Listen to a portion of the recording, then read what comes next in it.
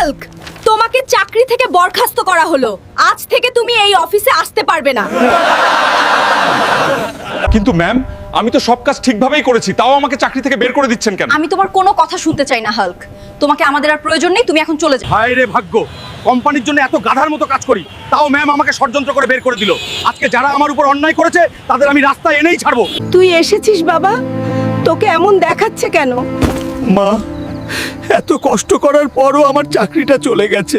মা, এখন আমাদের কি হবে? কোম্পানির জন্য এত খাটলাম, তাও আমাকে বের করে দিল। সবকিছু ঠিক হয়ে যাবে বাবা, তুই এখন একটু ধৈর্য ধর।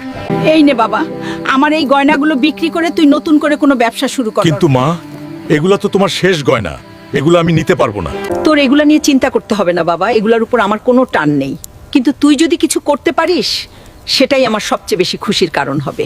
মা আমার জন্য তার শেষ গয়নাগুলো বিক্রি করে দিল। শরীর ফাইটা যাক, কিন্তু মায়ের খালি গলা আমি সইতে পারুম না। পরলোক আমি হমুই।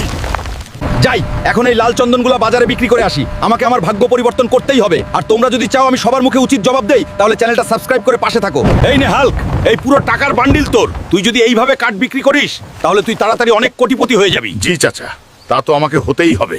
হ্যালো ম্যানেজার, আরো 50টা ট্রাক পাঠাও। এখন আমি এই পুরো মার্কেটের রাজা।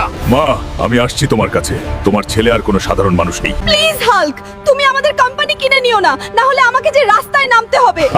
ম্যাম, এটা হলো আপনার ষড়যন্ত্রের জন্য শাস্তি। মা, চোখ খোলো। দেখো, তোমার গয়না বিক্রির টাকা আজ আমাকে এই সাম্রাজ্য দিয়েছে।